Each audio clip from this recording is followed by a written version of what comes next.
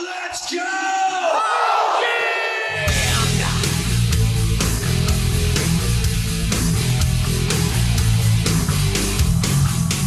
Welcome to CabCast, your trusted companion for exploring the cutting edge of agriculture, from the field to the lab and everywhere in between. Brought to you by Virginia Cooperative Extension and the Eastern Shore Agricultural Research and Extension Center, this podcast is rooted in science, innovation, and community. Whether you're a seasoned farmer, an aspiring agriculturalist, or simply curious about the forces shaping our food systems, CabCast is your go-to source for timely insights, expert advice, and practical knowledge, all conveniently delivered on the go. Join us as we dig into the latest trends, groundbreaking research, and real-world applications that are transforming agriculture on the Eastern Shore and beyond. Welcome to CabCast. This is Teresa Pittman. I'm your Accomack County Agriculture Extension Agent. And I'm Helen Dowdy, Northampton County Agriculture Extension Agent. I'm Kemper Sutton, the entomologist here at the experiment station. I'm Marian Gerskovich. I'm a first-year master's student in Dr. Higgins' lab. Vijay Singh, a weed scientist at Eastern Shore EREC. And Mark Ryder, a soils and nutrient management extension specialist. And just to say, Marian's in plant pathology. I don't think she said her discipline there. So she's joining us today to talk about some of the fun things we did this weekend here at the Eastern Shore EREC, where we got to showcase some of the research that we do to some pretty special guests, I think. Nice. I think it was a fun event. Yeah. Very fun. So we had guests from the Commonwealth of Virginia, from the General Assembly here. We had representatives from the Senate's Agriculture, Conservation, and Natural Resources Committee, and from the House of Representatives, Agriculture, Chesapeake, and Natural Resources Committee. And they were here for a joint retreat for 2 days on both Friday and Saturday, touring around the Eastern Shore of Virginia. So that was a lot of fun. Yeah. I think everybody got to have a good time here at our AREC, speaking with them and learning more about what they do. And hopefully they learn more about what we do. So Yes. What we thought we would do today is each give just a little update or I guess discussion on what we talked about, some of the key points about what we showed our elected officials, just to showcase what's important here currently ongoing at the AREC. Y'all do a lot of awareness meetings and letting people know, exactly, because it's like we always say, we're very well kept secret, but we're actually like one of the larger ARECs as far as funding for research projects. So a lot of research goes on here, and it's definitely really good to let our elected officials know where we are, who we are, and what we're doing for the community. And we really thank our partners too. I give a huge shout out to Martha Moore with Virginia Farm Bureau and Jay Ford with the Chesapeake Bay Foundation, because they organized this trip and really gathered all the numerous sponsors and different things on the tour to see, to do, and to really showcase our Eastern Shore agriculture. Do you know where, besides here, where else were they able to go?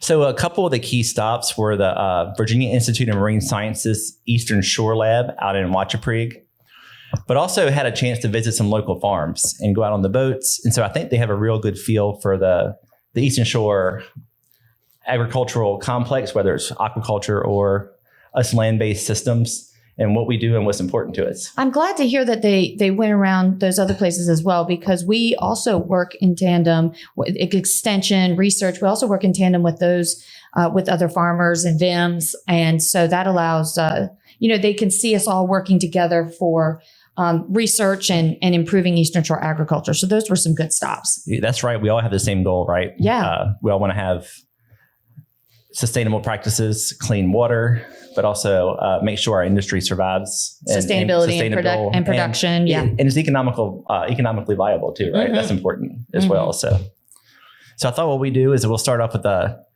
Dr. Sutton here and his entomology lab. And they really had a focus on both insects and crop protection, but also emerging crops that we hope to grow here on the Eastern Shore.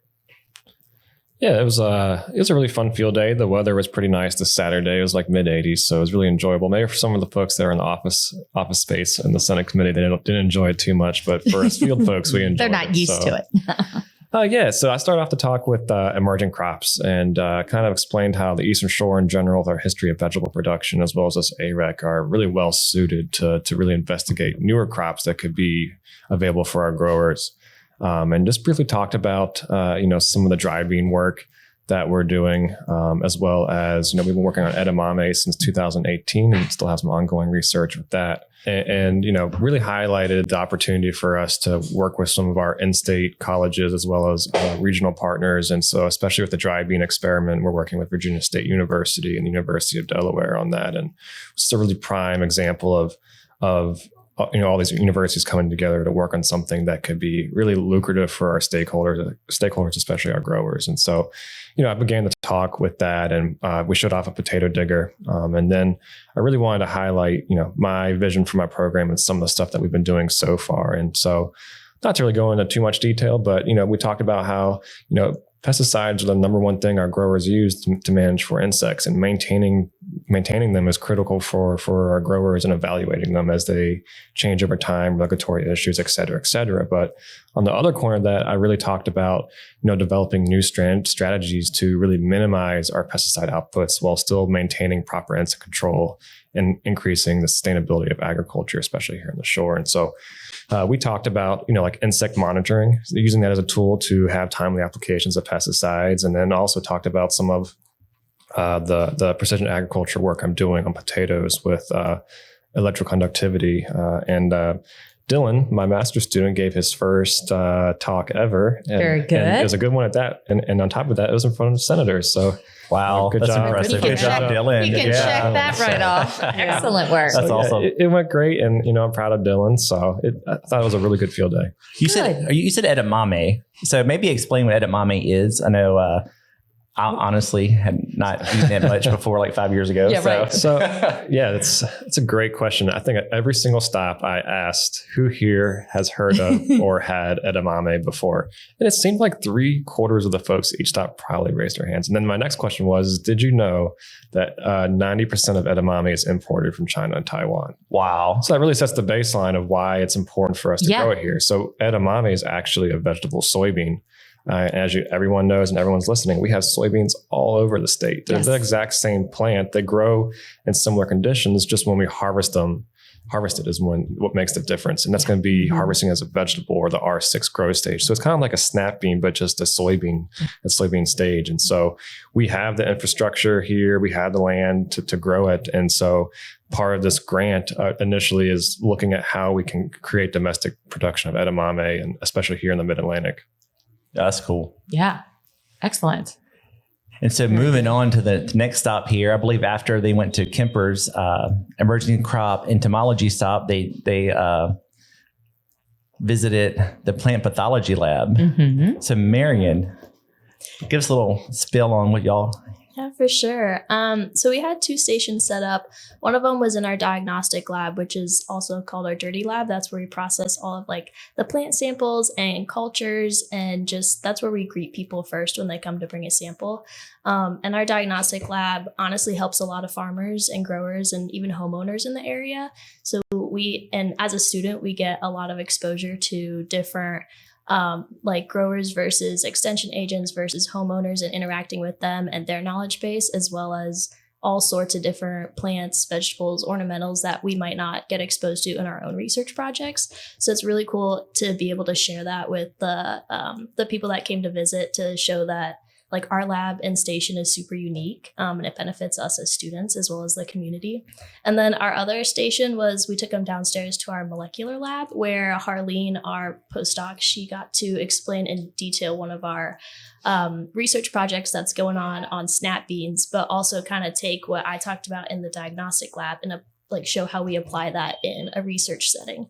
So it was really cool. We got to talk about 2 really big parts of our lab, and just get more exposure to the people who might not know about it. Kind of the before and the after, and all the things that go on before we get to, the identification of an issue and how we deal with it. Did you have any hands-on demonstrations? Yeah, I mean, I passed around some samples of like fungal and bacterial cultures so that people could see like what we're talking about when we say pathogen. And we had the microscopes and dissecting scopes set up so they could take a look at something you would never really get to see unless you have access to those scopes. So Right. it's really cool. Excellent. That's awesome. Yeah. Did you get to show them the potato that turns pink under the black light? Yeah, well, we didn't have any of those samples active, so I was really bummed I couldn't use the UV light, but we had some other cool cultures that they could see, and a work in progress diagnostic sample that I'm working on, which was like we can show all steps. Oh, that's Excellent. Yeah. I'm sure that was really interesting for them. Yeah. Yeah, and it was a nice break in the AC for everyone who was outside. Yes. That Yes. was our It was selling quite point. hot actually on that day. Yeah. Was it? Yeah, And we- around 11:30. Oh. Temperature Got a little. increased. Yeah. Well, Did you get a lot of questions? I got a good amount of Yeah. questions. Yeah. I forgot to mention I had wireworms in little glass vials as well as some potatoes that had holes in them because, a hands-on learning experience is Of fun. course. But I got good questions. Yeah. cool. That's good. They're some of the ones that need that I feel like when we educate them, they can do something with that education, make policy or make some, or just be aware of how the ag world works and how based in science we are. I think a lot of people, the layman doesn't necessarily know that. Yeah, there were a few folks who were talking to me like a day before in the evening social event. And many of those people, they didn't know how growers associations or commodity boards, they work with us. So they were very, interested to know how commodity boards funds our programs or our projects based on growers' concerns and their needs. So that's the overall idea about the AREX and especially the extension faculties we work at this station. So at our spot, like a weed science spot, we showed them the corn trials, like the herbicide efficacy trials, and also what are the criterias which we focus on or address when we conduct these kind of product testing trials. So the idea is not just to see the greater efficacy, but also to see whether there will be any injury with increasing the herbicide dosage. And if we are getting same kind of results with the lower rates, especially in our soils, and it's not causing any injury to the crop, then we would stay with the lower rates instead of going to the higher rates. So that would be economical beneficial to the growers too.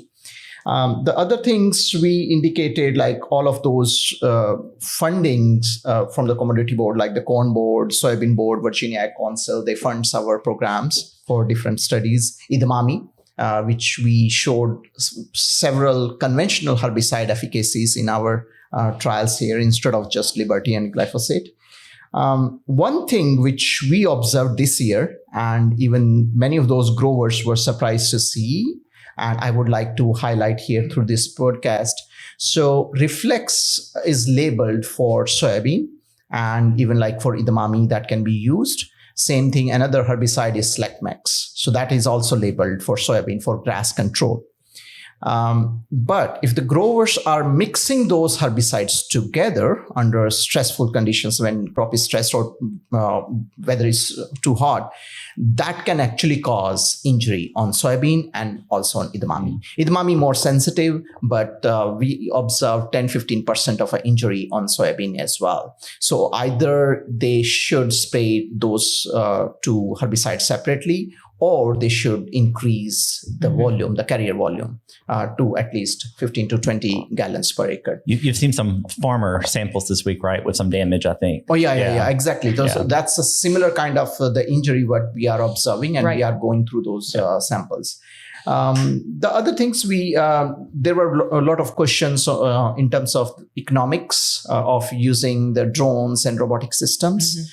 And also some of those herbicide products what we are using. So there were good questions on that. So people were really interested to know what we would see if we are using this herbicide, whether there would be injury and how much that would lead to yield losses. Right. So very kind of interesting group we received on that day. And you showcased one of the UAVs or drones that you use for research, right? In one of your robots? Is that what I saw so over there? we showed the robots also, like our students are building here. That would be way cheaper than the commercial robotic systems available in the market.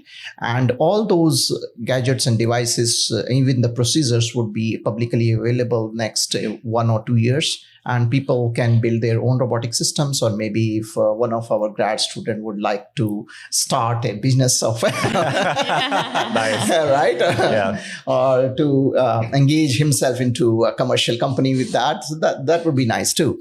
But yes, so people were really excited to see that when they are buying the drone system, and based on how much that would cost. So that drone system would not be used only for herbicide application, can be used for fungicide, insecticide, even fertilizer applications. And the same drone can be used for cover crop planting.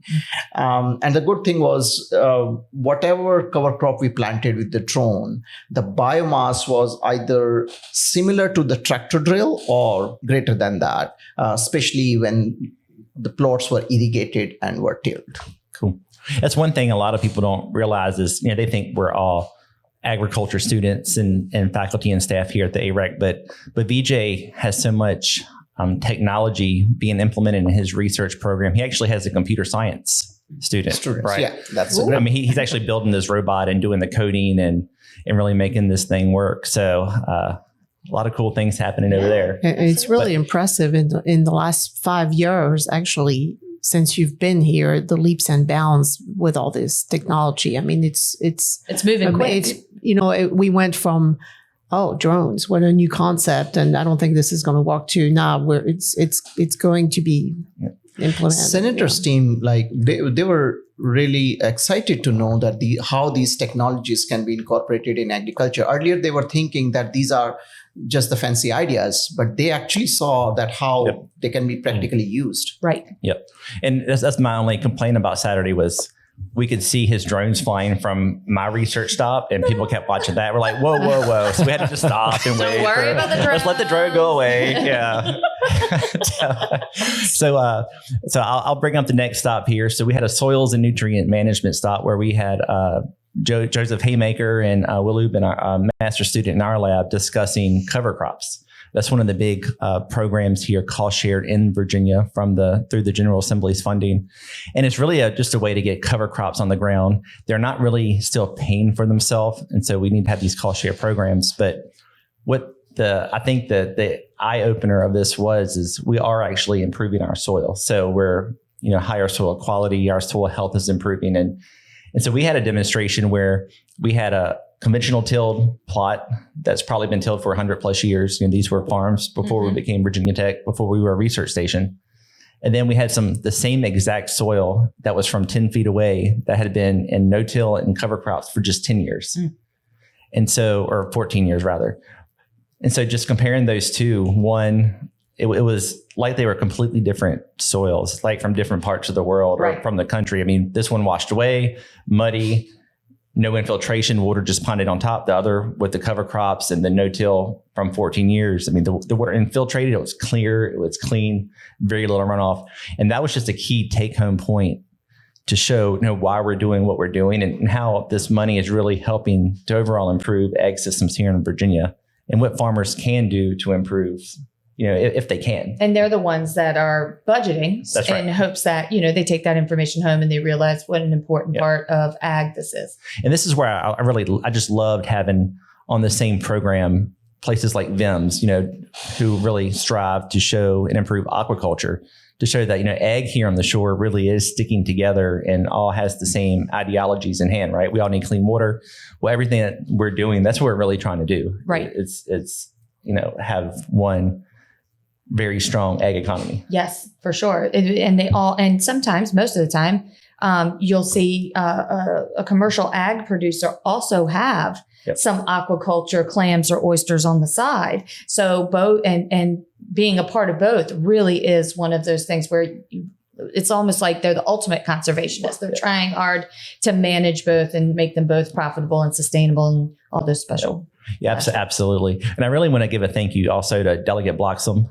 I know Rob Bloxham, there was so much work and planning that went into this event, and we really give him credit for making this happen. He represents us here in the House of Delegates That's on right. the Eastern Shore, and it was just very clear that he really cares about what happens here and is trying to make us to showcase us. Yeah, right. So, We Helen and I talk about this all the time with anybody who will listen to the extension agents about how much Northampton and Accomack are agriculture powerhouses in the state. I mean, we could rattle off some stats, but that might be boring to some. But we in between the two counties, we have a lot of ag, a lot of aquaculture. We bring home a lot of ag money through those industries, since they are the biggest in the state of Virginia. So this is a definite.